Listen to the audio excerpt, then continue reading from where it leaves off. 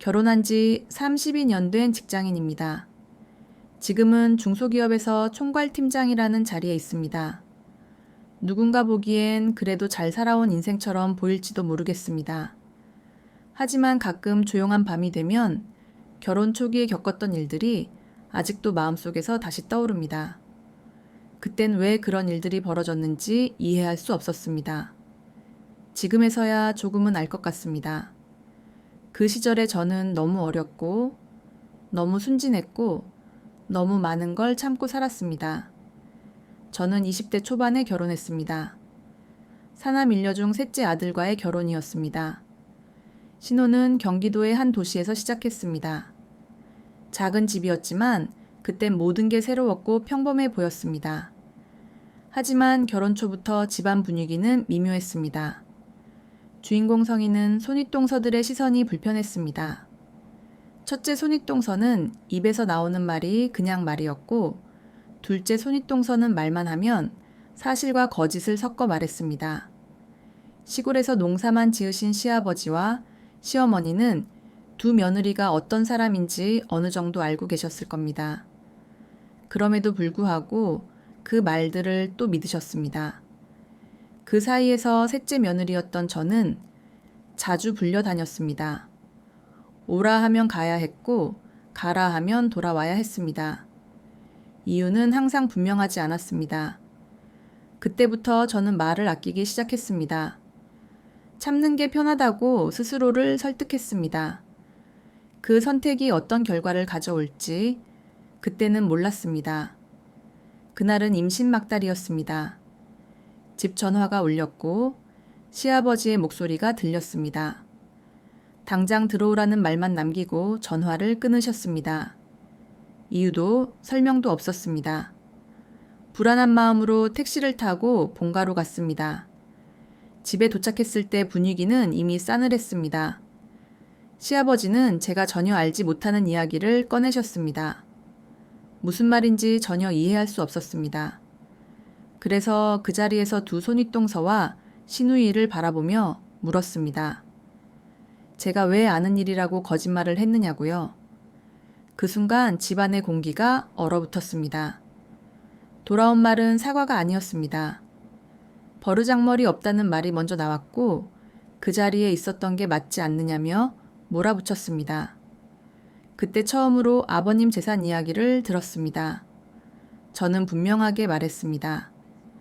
그런 이야기에 관심이 없다고, 제가 언제 그런 걸 궁금해한 적이 있느냐고요? 그제야 세 사람은 조용해졌습니다. 만삭의 몸으로 저는 처음으로 소리를 질렀습니다. 2번 다시 이런 일에 저를 끌어들이지 말라고 말했습니다. 그리고 남편에게 전화를 했습니다. 일 끝나고 데리러 오라고요. 집으로 돌아오는 길 몸이 이상하다는 걸 느꼈습니다. 아랫배가 계속 불편했습니다. 처음에는 대수롭지 않게 넘기려 했지만 불안은 점점 커졌습니다. 결국 산부인과 응급실로 향했습니다. 의사는 유산기가 있다며 입원이 필요하다고 말했습니다. 그날 밤 병원에서 혼자 시간을 보냈습니다. 아이가 잘못되면 어쩌나, 앞으로 이 집안에서 무슨 일이 더 벌어질지 온갖 생각이 머릿속을 스쳤습니다. 다음 날 아침 집으로 돌아왔지만 몸은 돌아왔어도 마음은 돌아오지 않았습니다. 그날 이후로 이유 없는 불안이 제 안에 자리 잡았습니다. 시간은 그렇게 흘러갔습니다. 아이는 다행히 무사히 태어났습니다. 그 순간만큼은 모든 걱정을 잊었습니다. 하지만 일상은 곧 다시 시작되었습니다. 저는 점점 말을 아끼게 되었고 표정을 숨기는 게 익숙해졌습니다. 겉으로는 아무 일 없는 며느리처럼 살았습니다. 속에서는 많은 감정이 쌓여갔지만 참는 게 가장 안전한 선택처럼 느껴졌습니다. 아이를 키우는 일에 집중했습니다. 그게 저를 버티게 했습니다. 그러는 사이 저는 조금씩 단단해졌습니다. 하지만 마음 한쪽에는 늘 불안이 남아 있었습니다. 시간은 다시 흘러 지금의 제가 되었습니다. 결혼 32년 차, 중소기업에서 총괄팀장이라는 자리에 서 있습니다. 이 자리에 오기까지 많은 시간이 필요했습니다. 말하지 못한 일들도 많았습니다. 지금에서야 그 시절을 돌아볼 수 있게 되었습니다. 그때의 저는 너무 어렸고 너무 많은 걸 혼자 감당하고 있었습니다.